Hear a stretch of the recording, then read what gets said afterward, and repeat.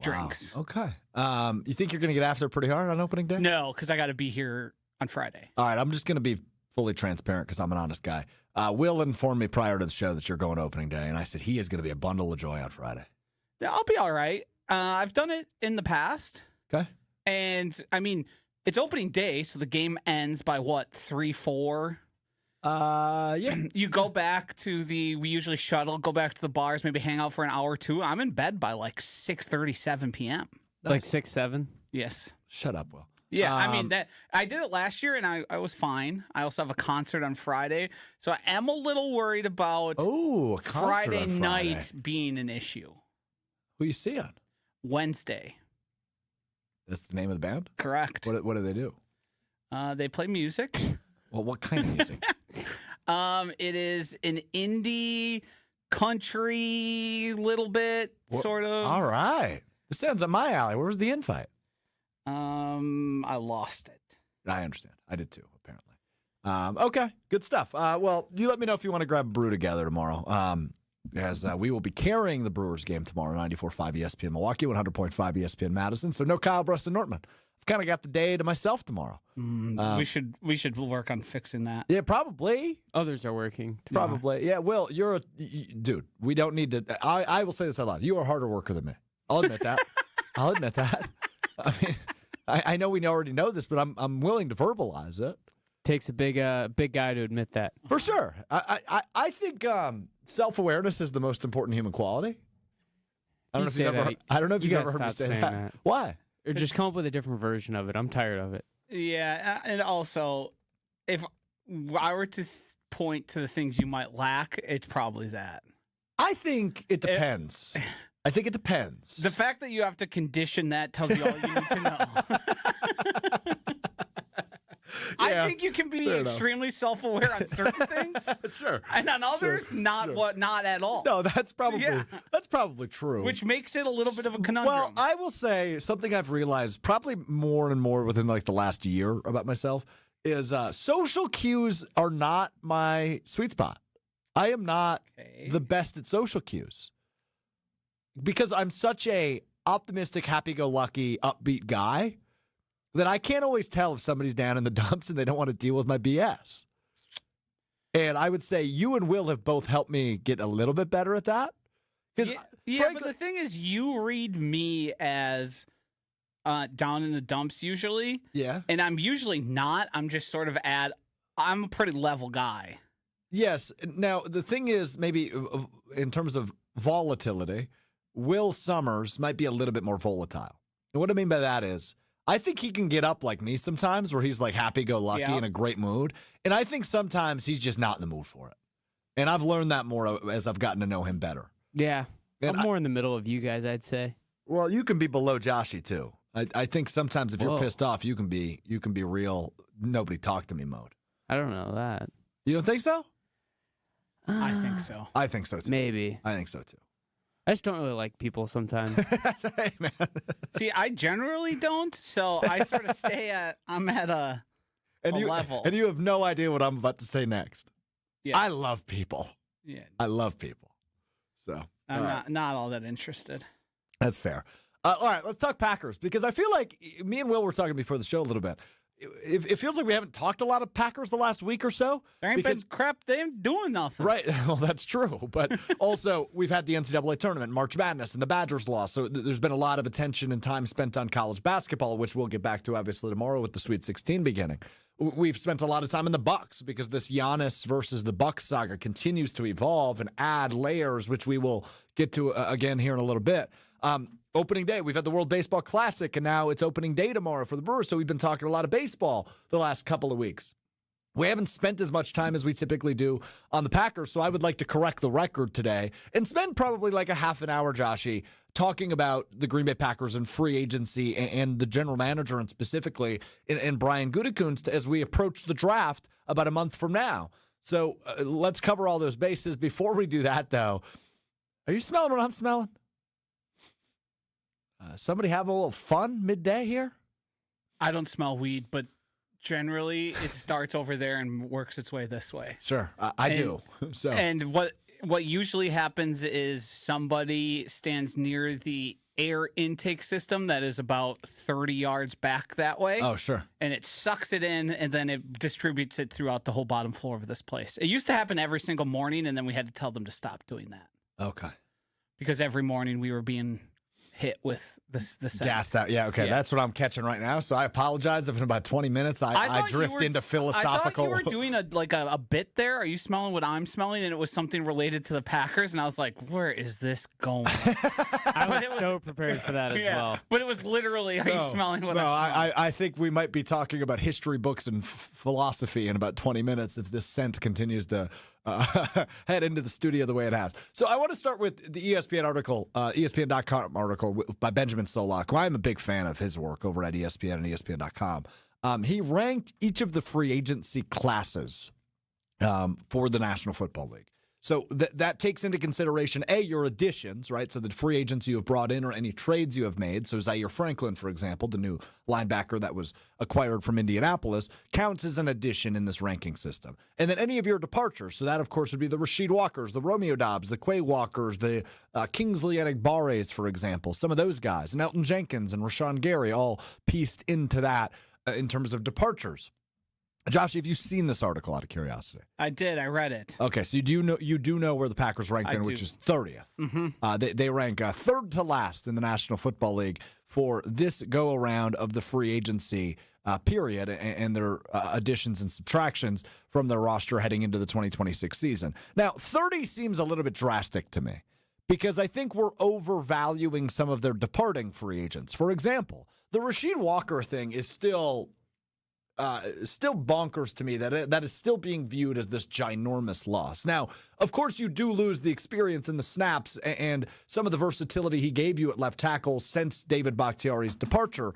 But I think the Packers knew what the rest of the league proved, which was Rasheed Walker is not valued as this top-of-the-line left tackle. He signed a tiny deal in Carolina on a one-year prove-it deal rather than getting what some believed at one point to be a $20 million a year deal, which he did not sign.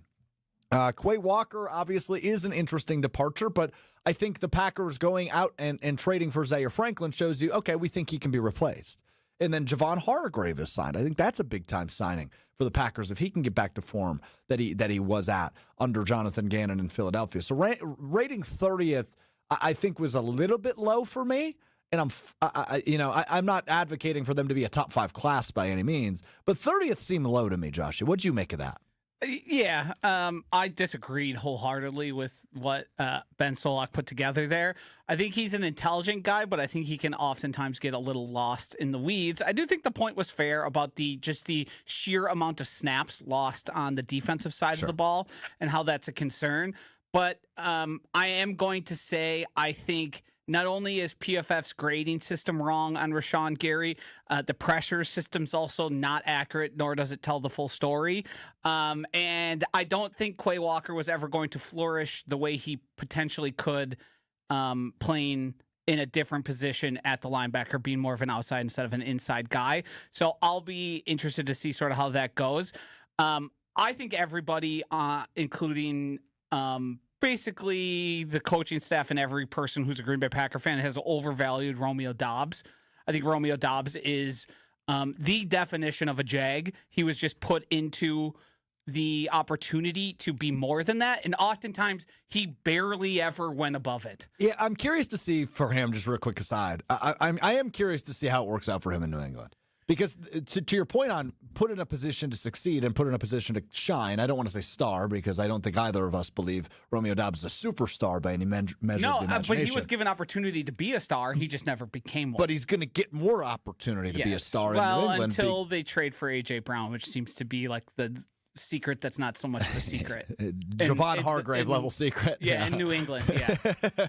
That seems to be like, hey, we've agreed to this. We just got to wait until we can actually legally do the trade. Sure. No, I tend to agree with you on that. And the NFL told us they don't think Rasheed Walker's that good. That's the fascinating piece of this offseason for me. Because, look, you and I agree. I think you and I both have belief that Jordan Morgan can develop into a very good left tackle for this team. I thought Packers fans overrated how good Rasheed Walker was, but I also thought he was better than what he got paid in free agency. Definitely. Like, I'm definitely way more towards he's better than he's not a swing tackle to me. He's a little better than he's a starter. He's a starter. He should be able to start. 1 year, $2 million was not what I was anticipating or whatever it was, $4 million maybe for Rasheed Walker. The thing that I had trouble with from the Packers fans' reactions, though, and you and I weren't this way, but we've referenced it before. KBN, Kyle Briston Nortman, with the show I produce in the afternoons on ESPN Wisconsin. Kyle, Ben, and Brad were all like, "This is crazy. They're letting him walk." But I think that we have this amnesia with Rasheed Walker, where Denver, he has 4 penalties. He led the Packers' offense in penalties. He was famous for early on in the season. I forget who they were playing. Maybe it was the Browns when Myles Garrett beat Rasheed Walker, and he had the famous Jordan run clip that circulated across the internet. Rasheed Walker was a fine tackle. I don't think you're losing a ton by letting him walk, is more the point I've always tried to make, because he at points, that Denver game, he was detrimental to you. Yeah. I mean, as detrimental, if not more detrimental, that the Micah Parsons injury was in that game. So that is that. I think at very least the league and the Packers told us they think Jordan Morgan can be at least that good. And he's cheaper than, actually, I don't know. Is he actually cheaper because of what he signed with the $4 million and one has a first-round draft pick? He's younger, put it that way. Right. Less mileage, I guess, and less propensity to potentially get injured, I assume. But I think they basically, everyone sort of looked at it and said, we have at least the same thing here. It might be a missed first pick and a little bit of a bust first pick, but there is a potential that he is a lot better, which I think is the case that the Packers are holding out for. I mean, I think about it almost in the same terms of Jordan Love. Remember Jason Wilde's wow throw things and then saying how he looked in training camp? And I'm not saying Jason was wrong. I believe he was being honest about that. But I think when guys actually get the opportunity and it's their job, a lot of them can rise to the moment and become much, much better. And I think that Jordan Love had all the time in the world to show signs like Aaron Rodgers did in camps, where everyone was like, this guy's got something here, and it's just a matter of time until the world sees it. No one said that about Jordan, and no one said it about both Jordans to this point. Good point. So to me, that's sort of the case I'm making for it, just because we're talking about the pedigree, the draft status, the physical ability. It's all there. Now, can you put it together? Now that you don't have to compete with all the... Well, you didn't compete last year. You just sort of got your job taken away, and they just said it was Rasheed Walker's. But now that it's yours, are you going to own it and do all the things necessary to become a franchise left tackle? Mm-hmm. I think the Rashawn Gary trade, I think an A+ grade for that is even too little. A++.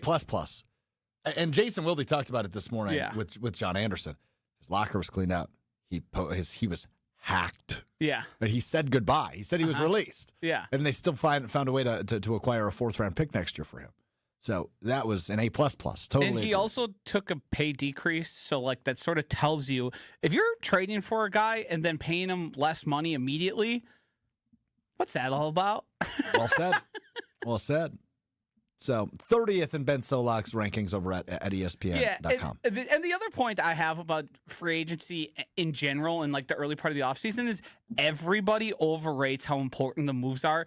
And I don't know, the vast majority of it end up either being flat or sometimes a detriment. Yeah. And they've got a contract that's hard to deal with, that's affecting their cap. Because a lot of the guys who enter free agency, now you can certainly find gems. The Packers certainly have found gems throughout their history. But there's about 4 or 5 people who really matter and are a true benefit. And then it's just kind of, you got bodies. Yep. And you're probably paying that body too much. Tend to agree. Yeah. Tend to agree. We'll see on the moves. And that's not even the part that I'm freaking out about, right? And I'm not really freaking out about anything, but there is something I've been thinking about a little bit for Green Bay, and I just kind of wanted to verbalize it and see where you were at on this. And that was the fact that, okay, you see these rankings, you see that nationally the free agent moves aren't being respected, and you start to think about some of the things that went down this season, which is a lot of departures and a lot of snaps, which I think was the point ultimately that Solak was making over at ESPN.com, which was you lose Rasheed Walker, you lose Quay Walker, you lose Romeo Dobbs. You lose all these guys that have played a ton of snaps for you and have experience in the system and have been all things considered, good pieces for you. And you replace them with, internally with Jordan Morgan. It replaces Rasheed Walker. You replace a 30-year-old Quay Walker with a 30-year-old linebacker in Zaire Franklin. You add some depth / a starting piece to the middle of your defensive line for a guy that's in his early 30s, and Javon Hargrave. He's Josh's age. Javon Hargrave? Isn't he your age? How old are you? I think I'm older than Javon Hargrave. You're 34? No, I'm 37. Oh, you're ancient. Uh-huh. You're back to being eligible for the Army. That is true.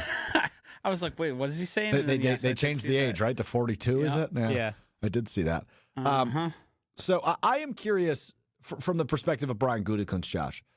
And after this season, right, you have 3 pass catchers, at least as of this moment, that will be free agents in Tucker Kraft, Jaden Reed, Christian Watson. At least of this moment, all 3 of those guys would be free agents at the end of the season. You're eventually going to extend at least one of them. But if we view the championship window as open for the Green Bay Packers right now, how open is it in your perspective? How open is what? Repeat it? The championship window. Oh, I think very, very much so. Multiple open. years? Yeah, I think so. I do think because of the way the contracts are written for both Micah Parsons and Jordan Love, there are ways to manipulate it. The cap is ever increasing.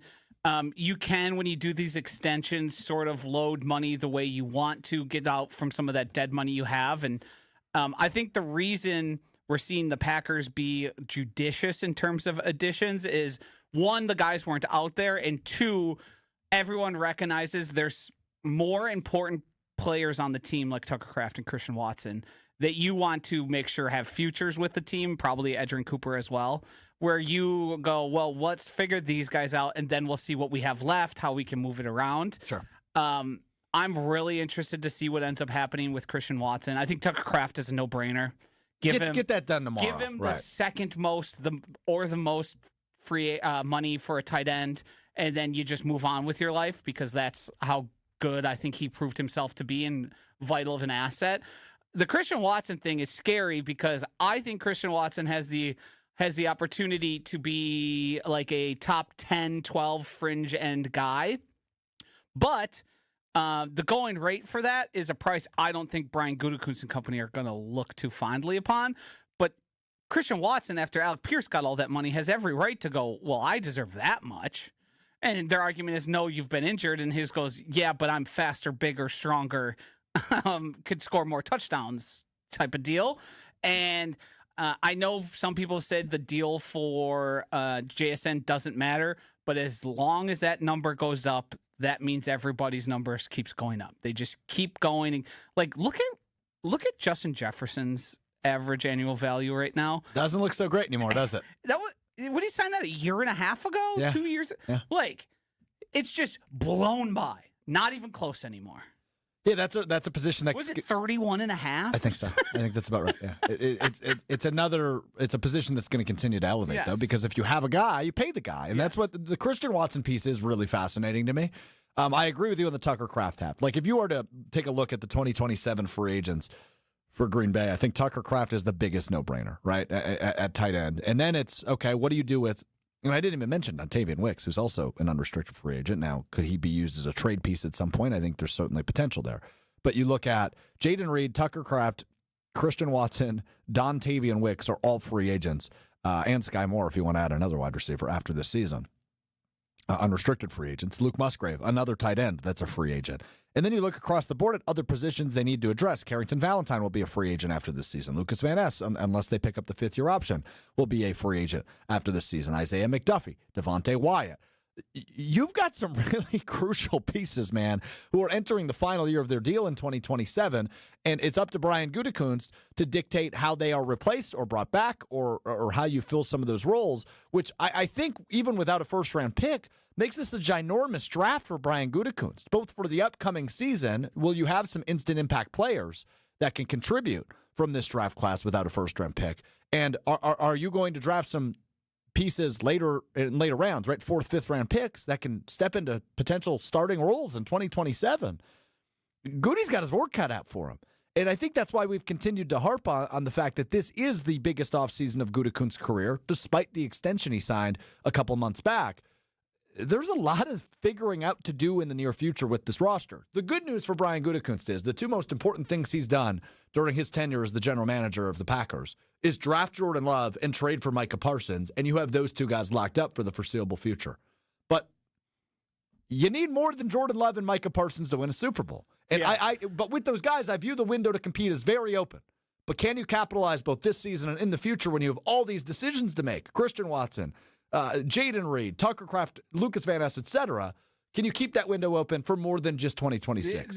The thing that has been made clear to me is the bet Brian Gutekunst and his cronies are making is... Cronies? One, there's going to be internal improvement from the guys you have. You think maybe Jordan Morgan's an upgrade. You think Matthew Golden is maybe an upgrade from Romeo Dobbs, and you view the Zaire Franklin, if not the same, as a potential upgrade there. And sort of the moving around of positions. LVN, I think they probably look at it and go, well, we can get what we got out of Rashawn Gary out of LVN because he's going to give effort 100% of the time. Fingers crossed. Which is something you couldn't get from Rashawn Gary. True. And then there's going to be, hopefully we have better injury luck. We're not going to lose some of our most important players during the course of the season. And if they do, they'll be shorter term and they won't come at really bad times, a la the Edgerrin Cooper in the Bears game. Like, I think that's the bet they're making. And I don't think that's that bad of a bet. I, of course, would love the Packers to be as aggressive as possible. I would love for them to pull off some miraculous trade to nail Jalen Carter and end up with giving him an extension. Yeah.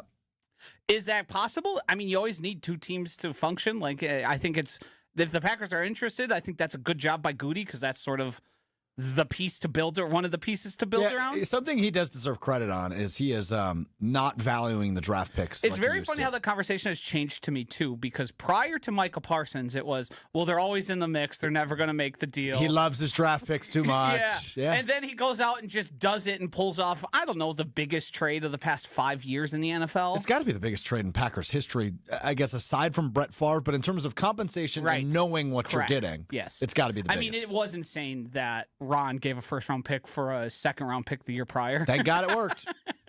Thank God it worked. Yeah, I mean, it was quite a move by him, and I'm glad he was that forward-thinking on it.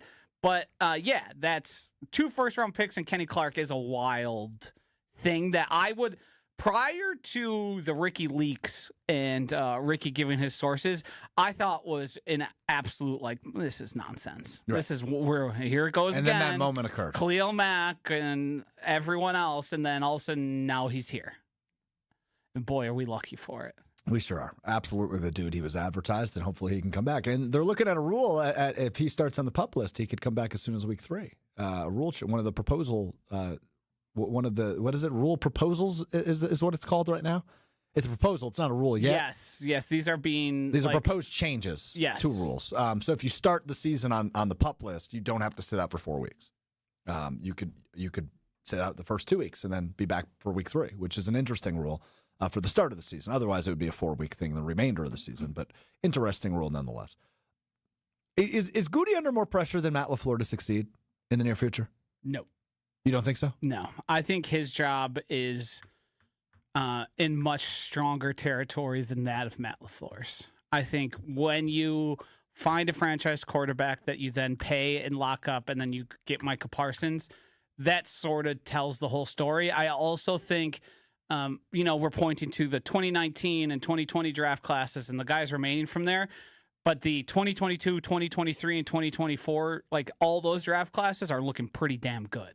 Yeah. With a lot of guys that you think probably got at really good values and were are pieces you view as sort of cornerstones of the franchise. Like Evan Williams and Javon Bullard are sort of afterthoughts to what's all taking place, but they are 2 guys that are going to play more than any other players on the field. Like they're going to be almost 100% players. Mm-hmm. And that's the type of stuff where I think for where Evan Williams was drafted and where he's viewed in league circles and the money he's about to make when that time comes up are going to tell a story of him being an extremely good football player. That's true. That part is totally true. And also, Xavier McKinney, look at the average annual salaries for safeties right now, free safeties in specific.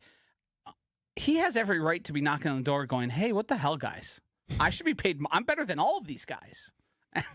And that's also another thing that worked extremely well in their favor. And I don't think you can discount that. I think you can point to some draft failures of Brian Gutekunst, and certainly Several of them. I think and the high end ones too are the ones that really stick out.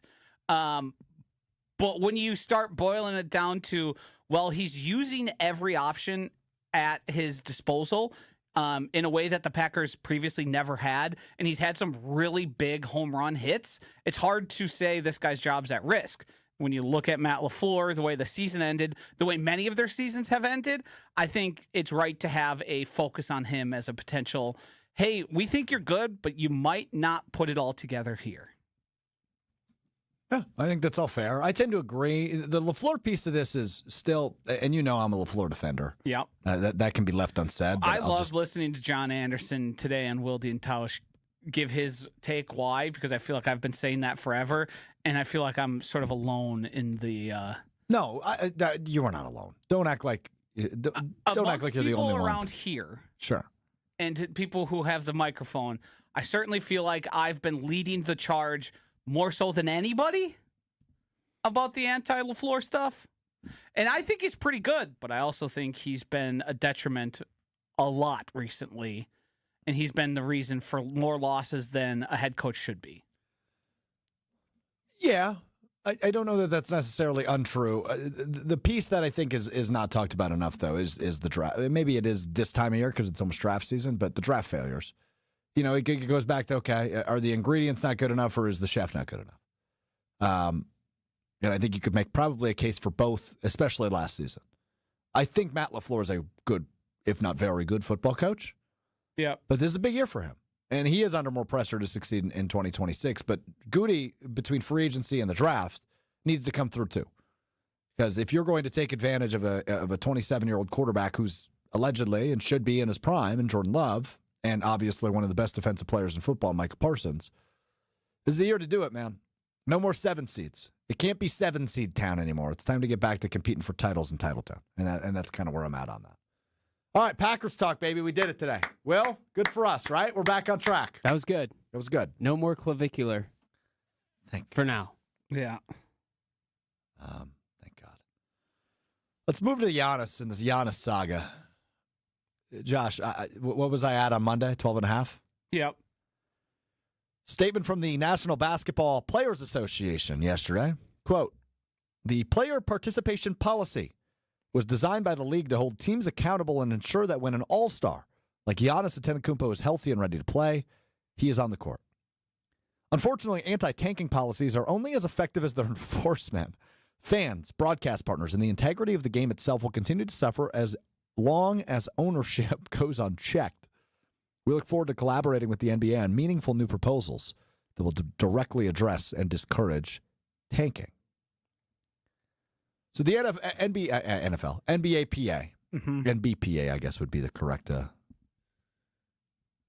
acronym for them. The NBPA pretty much says, yo, Jimmy Haslam, yo, Wes Edens, you can't be sitting him. He's healthy. He said he wants to play. There's reports out there that he wants to play. You can't do that. That's tanking. And the NBA has yet to fine the Bucks for not allowing Giannis to play for the remainder of the season. We will see if that happens. Obviously, earlier on in the season, I believe it was the Jazz and the Pacers that were fined for tanking and actively losing games. Yeah. Jazz for sure. I don't know about Jazz got the big one. That was $500K. I think there was another team who got a smaller fine. I think it was $250K. I think it was Indiana. I could be wrong on that. I think it was Indiana as well. So the NBA has not said anything to the Bucks yet, who have openly pretty much stated that they are going to shut down Giannis. And they said in a 90-minute-long interview with ESPN, Wes Edens and Jimmy Haslam specifically, when they sat down last week in West Palm Beach, that it's either going to be a trade or a supermax for Giannis. No in between this offseason. Now, this NBPA statement, I don't think moves the needle or changes anything. No, but it does tell us one thing. Giannis is pissed. Giannis is airing his grievances with people who aren't the Milwaukee Bucks because his frustration level has grown to that point. So he squealed. Now's the time for you to say, hey, Strouf, where's that 12.5% at? Well, I was hoping you'd do that for yourself, and I hope it's under 5. It's under 10. It is not under 5. 7.5? You got it. That's a 5% decrease. And we have cut what I said on Friday in half. It's Wednesday. I think there's only a 7.5% chance he's back on a Supermax extension. It's looking more and more likely that no matter the way the Bucks are going to spin this to him, and we talked about this on Friday and Monday, because the Bucks sitting Giannis down and saying, hey, we think it is in your best interest, whether you are here or not, to not play the remainder of the season. You need to be healthy if we're dealing you. You need to be healthy for a big run next year if you're here. The best thing for you is to sit. That's how the Bucks need to spin it. However, we know Giannis better than that. We've been blessed with Giannis in the city in which we're sitting in Milwaukee, Wisconsin. We've been blessed with Giannis the last 13, 14 years. We know how he is. We know how he's wired. And how is he wired, Josh? He wants to play? No matter the circumstance. Yep. No matter looking at how bad the Bucks lost on Monday and how bad they may lose tonight to Portland, and no matter how many games out of the playoff chase they are with 11 games remaining, Giannis wants to be out there. And they aren't going to listen to him because they are making a business decision. If we're going to trade you, we can have absolutely no risk of you re-injuring yourself. Or if we are going to sign you to a Supermax on October 1st, we can have no part of you being hurt prior to that and a serious injury, God forbid. Have we thought about maybe for Giannis's own good and his career longevity, this might be what's best for him? I mean, we've thought with about the it. amount of injuries that have come around, the A word, the Achilles. Yep. Don't you think it's best for him, not even just a business decision, but a Giannis decision to not play for the rest of the year? I mean, I think all three of us have realized that. Well, your point is correct, and I think the Bucks have realized that. Maybe even Giannis knows that, but does Giannis want to admit that? Or does he feel good, think he's healthy, and just want to play because that's what he does? I think that's probably where we're at. But your point is correct. It's better for him. And I bet the Bucks tried to explain that to him. But is Giannis going to listen? No. He wants to play. And that's the hard part with appeasing Giannis, which goes back to the trade deadline and what I've said all along. They need to do whatever's going to make Giannis happy. But with aggravating the injury and with re-injuring himself, that kind of came off the table. Because they cannot afford, to your point, the A word or an injury that is long-term. They can't afford that if they are either going to move on from him or sign him to the Supermax. It's a business decision. I'm going to, from this point forward, talk about when Giannis is traded and how he's traded. I'm done entertaining the potential of him staying. I don't think you should do that. It seems so delusional. Delusional is not the right word. It seems like we're clinging on to something that is not a possibility. It feels as certain as I was about Aaron Rodgers leaving when he did, I feel even more about Giannis. The NBA PA thing does not come out unless it's at his behest. The way he said the money stuff, the social media cryptic post he did, like, he wants out, and he's going to get his way because the Bucks have discussed it. There's no incentive for ownership to say what they did about the contract terms because you know what they did is they put the onus on Giannis. They said, you signed this or you are sealing your fate of getting traded. Mm-hmm. And why would they do that? Because they want the fan base to know we would love for Giannis to be a Milwaukee Buck and for him to sign the extension. And if he doesn't, it is going to be his decision to no longer be a Milwaukee Buck. We are in that portion of the will he, won't he superstar. We are no longer in the, well, they could make a case, they could make some deals. Done. Gone. Finito. Throw it out. It's not happening. He's reporting to his union that it's impropriety. He's it's not a good look. He's complaining about his bosses. Yep. To the people who could do something. Now, hold on. I would say allegedly. We don't know that he filed a formal complaint, but this statement certainly makes it seem that way. Okay, allegedly, fill in the blank. This is the guy wearing the hot dog costume asking who drove the hot dog mobile the Tim to Robinson the skit. storefront. Yes. Either Giannis did or somebody in his camp did on his behalf. Right. That's the way it certainly looks. I don't think the important thing about a union is they act on your best interests. And they act in part for you. Yeah. They aren't just, you don't see, Ja Morant got shelved. Did we see a comment from them about him? No, we did not. I wonder why. I also wonder why. Let's get to some comments on YouTube at ESPN Milwaukee, at ESPN Madison. Ron in the Key says, hard agree, Joshua. What happens first? Strouf stops working out, Giannis plays for the Bucks again, or Giannis gets traded? Did you work out today? I didn't today, no. No? Why not? I'm hurting. I went a little too hard yesterday. I woke up, and it was kind of like that first Saturday when you guys always mock me. It was like my arms were moving. I won't stop working out. What would you say has been your protein intake and your recovery? Have you been doing the things necessary to put yourself back in the weight room the next day? Yeah, I think for the most part. Yesterday, I pushed it too hard. I went real hard yesterday. I have a hard time believing that. I promise you. And that I've seen people work out really hard and they're there the next day. And I know you're starting at a different point. I'm still a rookie. Everyone starts at their own point. I just am suspicious. That's fair. So you're voting for what? What do I have to vote for? I got lost. What happens first? Strouf stops working out. Giannis plays for the Bucks again, or Giannis gets traded. What happens first? Giannis gets traded. Giannis stays with the Bucks.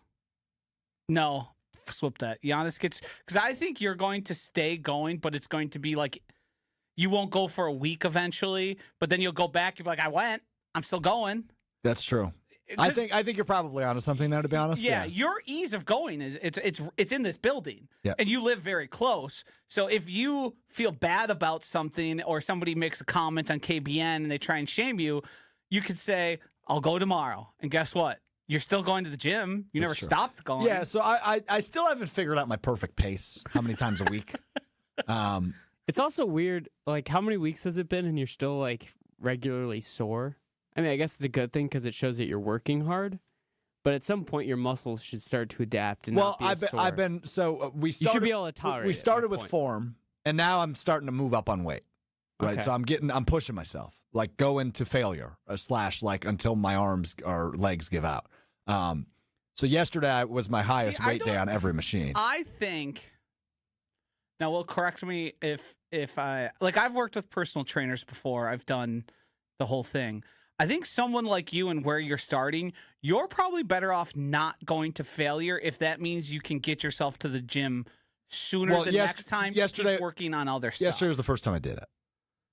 Like to failure. Yeah. Until I can get one more rep. What's your take on that? I think there's also, I don't know, I've never done failure. Like the way I've always done it is increase the weight and lowered the reps and just like set like a baseline. Like what's the heaviest I can go I guess for that's kind of, that's what I should say. I wasn't doing, just one rep and now I'm done. It was like, okay, I'd move up to a weight where I think I could do it 5 times. And by that 5th time, I'm like, my arms are about to give out. And certainly there could be people who are better experts at this. Certainly, well, Dr. Denver Dan says, I am still sore every day after I work out, and I've been in the gym consistently for 20 plus years. Hell yeah. Hell yeah, Dr. Denver. I still am too, but there's like 2 different types of sore. There's like sore where you feel like you are moving the same muscles, but you obviously like had a hard workout or upticked your weight. And then there's the one that you had on the Saturday where you haven't touched a weight in, no offense, a decade. Yeah, it'd been a long time. I'll tell you what, though, the pecs are starting to come. They're filling out the shirt a little bit better. How many mirror checks? Still 0. Still 0. There had been times like when I had done leg workouts and I was doing squats and deadlifts and some of the more the more Olympic lifts where the next day, if I tried to do something, I wouldn't have been physically capable. I was so sore. But then there's you're just sore generally and you feel a little bit weaker, but you're still able to function. That's probably where I'm at more so. So do you maybe just need to pop some Advils or some Tylenols and just grind through it? Well, here's the thing, too. No, I just need to get out of bed. Josh had a good point with the protein. Yes. Like, how much protein are you consuming? Because that is vital to recovery. I am drinking a protein shake. Water, stretching. Yeah. I don't really stretch. I think it's overrated. I could do a better job with. I could do a better with overrated. post stretch. Yeah. I think it is overrated for everyone except for Alex Strouf and gymnasts. Okay, I want to get back to some of the comments. I ran a half marathon Giannis. and trained for one without ever stretching. Yeah, and what I'm saying is your base is stronger than his. That's true. And I think the flexibility and just sort of awareness of his body would be a big benefit for him. Captain Matty Ice says, I believe Giannis will be traded somewhere between the lottery and the draft. That's probably a good call. Chris in the MKE chimes in on Giannis. Says he's acting like a spoiled brat, and I'm done with it. And I think that's where Josh is at. I'm not quite there. I'm not that mad at Giannis. I do think I think he's done a PR misstep. He's tried so hard to be not the bad guy that many people are starting to view it as the bad guy. Yes. Where Aaron Rodgers was openly the bad guy. Yeah. He was telling you, these guys suck. Yeah, right. I wear the black hat, and I'm the reason. And Giannis has done the dance around it and be cryptic and be odd about it that I think has turned some people off. I understand why he's doing it, and I think his, let's say, his, previous 10 years here and his dedication to Milwaukee and the Bucks and playing basketball have sold him lock solid to me. Mm-hmm. As I'm not going to get mad. I'm a little annoyed by it. I do think it's because I'm of the belief that if you just say I want to be traded and I don't think things have gone right here and there's been some missteps and it's going to be very difficult for this franchise to provide winning, I think all of us kind of look at our heads and nod along. Mm-hmm. Yep. Yeah, we kind of agree. We go do what you got to do. And we just want to get the most possible back for you. And I will end this conversation with this before we get to One Word Wednesday from Dr. Denver Dan. Luka, no noise, crap deal. Giannis, so loud, better be a great deal. Fair point by you.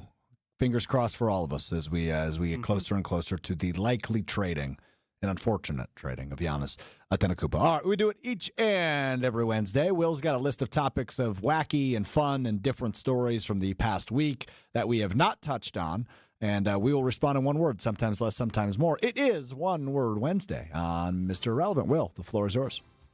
I want to start with, I guess today is technically opening day with one game between the Giants and the Yankees. Yeah. That doesn't start till 7 p.m. and is on Netflix. Mm-hmm. Give me one word about that.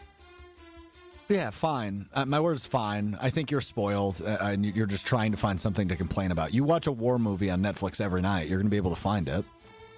I'm not complaining about it being on Netflix. I'm complaining that it ruins the opening day feel.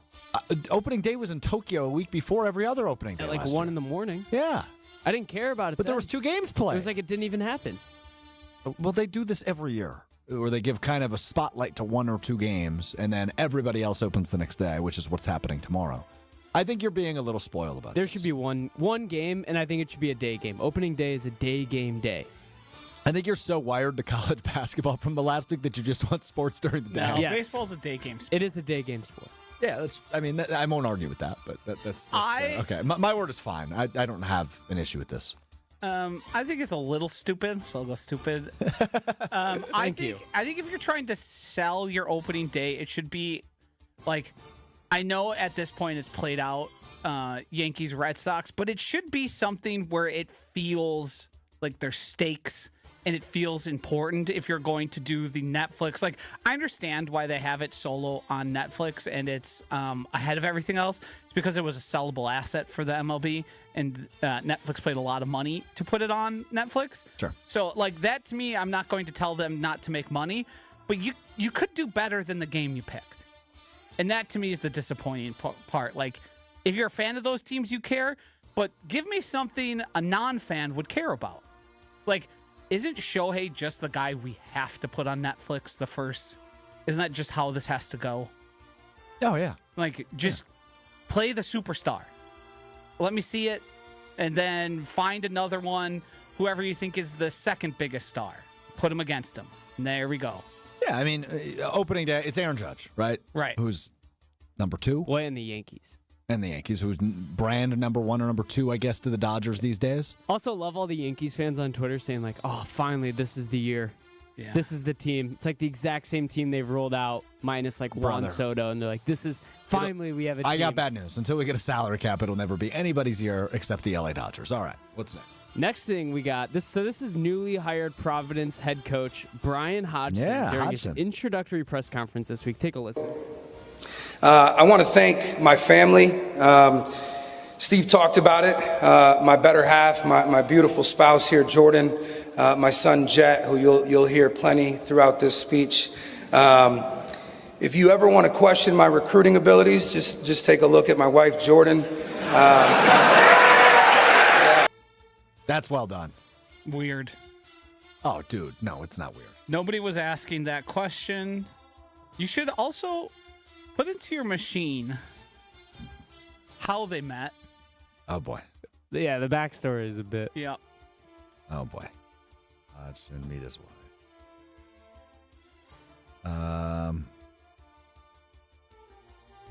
I'm not finding it. He was a coach. She was a student. It's a gray area. Everyone's of age. What's the age difference? I believe she was 21. He was in his 30s. Okay. He wasn't a head coach? I think he might have been an assistant, and she was like a graduate Does that make assistant. a difference? I think slightly. I think we're cutting fine hairs. And No doubt. I think that comment caused people to look into something they wouldn't previously have done That's had he true. not decided He was to just run out being. there. He was just trying to be clever. He was though. trying to be clever. But yeah, it's just I don't love somebody throwing out there, "Hey, look at how hot my wife is." I kind of respect it. This is like. And also, it's just funny. I don't think I didn't it was. find it that funny. I think it's like a ha-ha introductory press conference moment, right? You doubt my ability to recruit. Check out my hot wife. Is that a thing about him? I don't know. Have people doubted his No, ability he's just to a head recruit? basketball coach at a Big East school, so people are obviously going to question that. The critics have been saying his wife is not hot, so he had to Yeah. respond. Right, yeah, right. After quick research, Will, I'm going to go ahead and assume there's no critics. No critics? She's good looking. Okay. Much better looking than him. This is like when Greg McDermott was asked, the former head coach of Creighton, Yeah, who just retired. Yeah. Yeah, they asked him how he recruited his son Doug, and he said, "I'm sleeping with his mother," which is his wife. It's great drop. I love that. What did you think of this? I thought it was funny, and then it wasn't. Because And, Josh brought it to that place? Well, no, and he also used this line before when he Yeah. got hired at South Florida, I think. Same line? Yeah, Oh, same you exact can't line. go back. Oh. Yeah. See, the thing is, I don't really have a problem with it. My biggest problem is the reuse of Yeah. material. What's worse than a joke reteller? Yeah, and I do that it is sometimes, tough. but it's not. I just think it's bringing attention you don't necessarily like. I found out about that stuff, and I've never heard anything about the private life of any Providence or Big East coach. Never. So like, Captain Manny says, really funny moment until you look into it. right? I became aware of information I wasn't seeking, nor did I have that much interest in. It's kind of like Step Brothers, where they wear the tuxedos to go interview for the janitor position, and the guy loves it, and then one of them farts, and he says, Yeah. "Well, now the tuxedos seem kind of messed up." Yeah. Catch up. Well done. All right, what's next? One of my favorite moments from the tournament that we missed over the weekend. So this is Miami's Malik Reneau. Just moments after they lost to Purdue, Yeah. he went to the locker room, grabbed his slides, some AirPods, and then just got in line for some chicken tendies out on the concourse. So my word has changed, okay? And what I mean is take the uniform off. I have no issue with this. I don't know how old he is. He may have just had his college career ended. But regardless, his season is over. So it's not like he's going to practice or the workout tomorrow and he needs to be watching his calorie intake or his nutrient intake. If you want some chicken tendies, man, go get your chicken tendies. But you're drawing so much damn attention to yourself by wearing the full uniform. Either you are a nuts fan who shows up to a game in full uniform, or you're a player, and everybody's gonna be staring at you like you're cuckoo for Cocoa Puffs.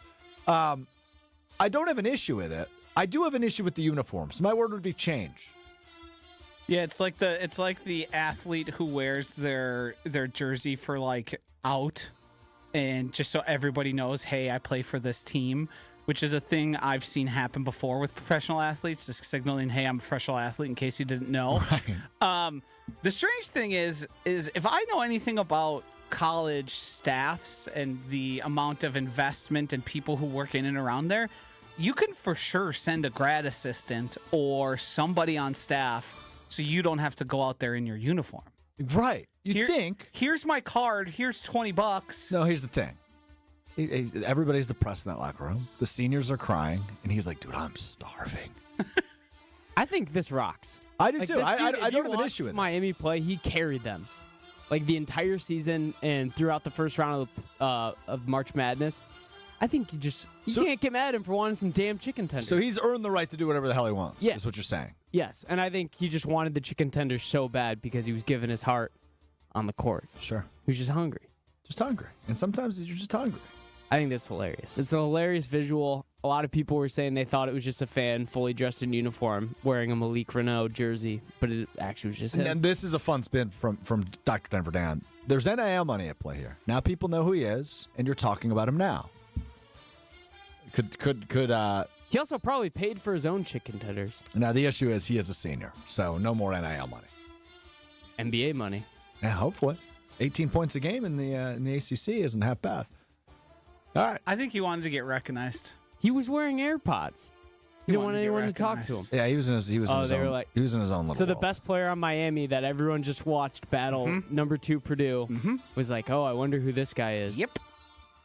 No, they would know. Exactly. So why does he want to get recognized? 'Cause He's he trying to go get some chicken tenders. Because I know how NCAA and newer professional sports operate. People fix stuff for you. They take care of it. That's true. That's true. If you want to, as a professional athlete, you have to do nothing on your own. Josh's fixation on certain things are fascinating. If he cared this much about his reputation, do you think he wants to be seen eating chicken tenders from a venue? Dude, wait for the Chick-fil-A endorsement or the what's the one on State Street in Madison that I'm blanking on? Do you view eating chicken tenders as like some sort of strike against your character? I mean, it's definitely not like bougie food. Like, it's not as nutritional as what they're probably getting from the team I think we're having a Two meals. Americas thing happen here. Yeah, I mean, I think he could get an endorsement out of this. Yeah, I think it's very normal for people to eat chicken tenders. Do you not eat It's not chicken something to tenders? do in shame. No. You don't eat chicken tenders? I mean, Okay, well, you don't know how to not use really. an What are oven. you, a chicken tender elitist? I'm a healthy eater. I don't eat chicken tenders. I eat beef and It's rice, bad bro. for you. Yeah. I eat eggs. Well, he was in the Sweet 16 Oh, or dude. in the round of 32. Lance, great call by you. I was referring to Raisin Canes. He plays for the Canes. There's a Raisin Canes endorsement right there. Well, he played. I don't know if he gets another year or not. I have to knows? look into that. I mean, everyone gets another year. At this rate. Not anymore. You stay until you're 26. He played his first 3 years at Indiana. He played all 35 games his freshman year, so he might not get another one. But can you just be a grad All student? right. I don't get how it I guess works. that's it. No getting chicken tenders after you complete your college Well, career. you're the We can move on to anti-chicken the tender guy. Don't try and move No, this I off said of you. I said it's good for You're him. looking I said down. I personally. You're looking down on somebody having the no, most normal no. meal, probably the most frequently eaten Yes. thing across the nation, and you're looking down on him. Pizza and burgers. Probably chicken tenders third. Yeah, if we're talking about raw numbers, per tender per person, way more. Yeah, pizza. I'm still on pizza. Kids are putting down tenders like they're going out of style. You got anything else back there? Yeah, last thing. United Airlines has revealed the United Relax Row, which is 3 adjacent economy seats with adjustable leg rests that can be raised or lowered to basically create a bed on the Oh, hell plane. yeah. I don't know that I would utilize it. But innovative would be my word. I wasn't listening. That's the third United time. Airlines No, don't repeat bed. it. We're done. The boss texted me, "Did you make a donation to the zoo?" The boss being Mussolini or our actual boss? Our actual boss. And anytime I get a text from the actual boss during a show, that's one that will stop me in my tracks. Where you go, Ruh-roh? Yeah. Wait, this was Scalzo or Brian? Brian. Okay, so our director of content texted you. Yes. and said, did you make a donation to the zoo? Yeah. Do you have any idea what that's supposed to Not mean? a clue. And the other time I was distracted was my landlord texting me, which is also a, oh no, what's happening here? You've had a rough texting show. We should put your phone in a different room. Yeah. All right, let's wrap up the show quick. We've got a couple minutes left. Brewers season opens tomorrow. It is Brewers White Sox, and for those of you that may or may not know, Will is both a Brewers and a White Sox fan growing up in a Chicago suburb. You're rooting for who tomorrow? White Sox. Okay. White Sox first. Got it. Is it? I see, feel but bad that the Brewers have to start the season off against such a young and talented team. Is it wise for you to actually root for this team with the state of the team? Is every loss not better for the team? I mean, in the Like long a run, high here's scoring, what's going to happen. high-scoring, Here's what's gonna entertaining happen. affair is probably, but a loss is probably the best. Here's thing what to I'm root rooting for. I'm rooting for the young guys to get a lot better, to make some cool plays, and then ultimately like be like probably a little bit below a 500 team. But don't you want like a top 5 pick? I mean, draft picks in baseball don't mean as much as they do in other sports. Well, until they do. Yeah, until they do. The White Sox already have the #1 pick this year too. So Yeah. So you're really looking forward to like 2032. Yeah, like I want the young guys to play good. There's a lot of young talent that started the year or ended the year up in the big leagues, and it'll be interesting to watch. I mean, there's a chance the Brewers' first-round pick from last year is playing on the team. No, I'm not saying that the draft picks mean nothing, but I'm saying that in the grand scheme of things, nukes they off don't of mean Mason a ton. Miller. You don't want that? I mean, a lot of the guys that the White Sox have right now are draft picks. I'm ready for them to actually play good baseball. Yeah, well. Yeah. Until Jerry Reinsdorf sells or kicks the bucket, I think you're a little stuck. Over 85. Matt Ishbia. Over 85 and a half for the Brewers? duh. Yeah, duh. Okay. We're on the same page there. Until that number, until I lose betting on that, we've bet on it, I think, the past 5 seasons. And it's hit every time. Every single time. And it's climbed. It was in the low 70s. It may have not hit the 1 year when they missed the postseason. The Josh Hader year. Oh, I think you're right. But that we all know. We all know what happened there. Yeah. You have the weekly wager tonight, live from Potawatomi Sportsbook, which is where you talk about gambling and props and et cetera. I would imagine we're going big on baseball tonight, aside from the tournament that's going on. I am curious if you're as intrigued by something as I am. Probably not, but let me hear you out. Jacob Mizorowski to win the NL Cy Young is plus 3,000. I think I have reservations, but if we're talking plus 3,000 and a long shot, why the hell not? With the way he throws the baseball, I don't want to rule it out. If he just gets really hot for 6 months. What sucks is the bet I would love and would fall over myself to bet on is Bryce Terang to win MVP. But the big problem is Shohei Ohtani exists. That is correct. And Kyle Schwarber. I don't view that as such a detriment. Maybe Ronald Acuna Jr. Yeah, I mean, Shohei. If you Kyle go Schwarber. look at the odds, I will right now. Terang is down there. Oh yeah, There's probably like 25 players ahead of him. And I would love to bet it because I think he has a potential to be like a 30-30 guy with a platinum glove behind him. But Josh, to your point. Right, Shohei exists. It's correct. There's going to be no voter fatigue with Shohei. No, because he does cool stuff all the time. And you're just like... Shohei is minus 117 to win the MVP. Yep. I might go take that. Bryce Terang is plus Those 10,000. are crazy odds. Yeah, put $100 down. It's basically a free $75. If you saw $75 on the ground, you'd pick it up, right? Bryce Terang plus 10,000. $10 wins you 1,000. 100 wins you 10. Yep. And another fun one would be Jackson Chourio as well, who has a potential to become a 30-30 guy or a 30-20. That's true. Jackson Chourio's odds not as good, plus 3,000. Yeah. So the 10 thing would about win you those guys, 300. though, is it's got to start tomorrow. You got to do it all 162 games. Yeah. You can't slump. Yeah, the thing that excites me about Bryce Terang is he has gotten, and it's not just incrementally better, it's significantly better the past 3 seasons we've seen him. Sure. Every single season has been a significant uptick. I mean, the way he played in the World Baseball Classic is like, that's a guy that they couldn't take out of the lineup. William Contreras plus 5,000 to win the MVP, by the way. Mm-hmm. So better odds then. I would bet Bryce Terang Silver Slugger. Can you bet that?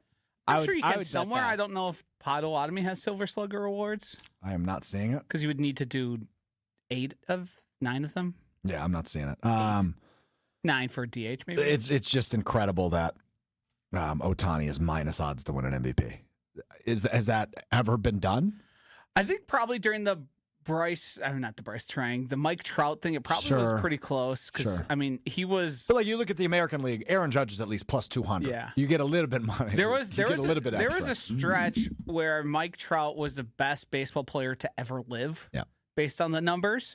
And then injuries and stuff happened, and his team basically was nothing. He was on the Angels, basically. Yeah, exactly. He was on the Angels. Right. Him and Shohei were both on the Angels, by the way. Angels stuff happened. Insanity. And I wouldn't be surprised if, I don't know if it's quite minus 175, but I wouldn't be surprised if it was like a minus 110.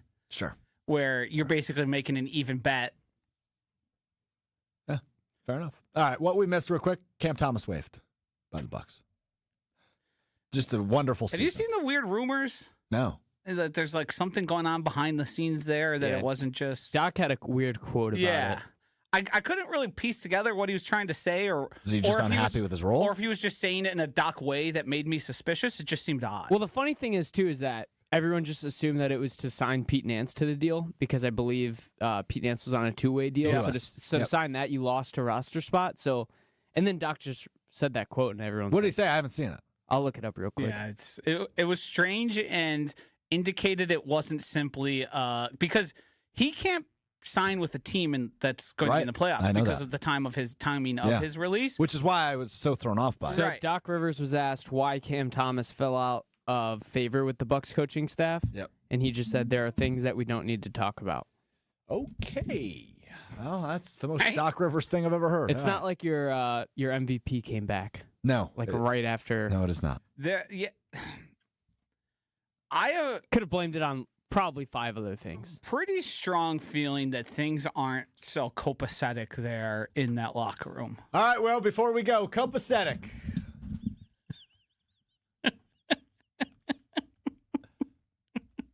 In excellent order. The Bucs organization is not copacetic right now. That'll do it for us today. We're back with the Friday, 12:30 Central, ESPN Milwaukee, ESPN Madison on YouTube, and of course available. It's getting too easy. Wherever you get your podcasts, Apple Podcasts, Spotify, the ESPN Wisconsin app is where you can find the Mr. Relevant podcast. Before we go, how did you initially spell copacetic? With an S instead of a C. Okay, fair. Not at the start, but at the. We got it, buddy. Yeah, we got it. All right, we'll talk to you Friday. Peace.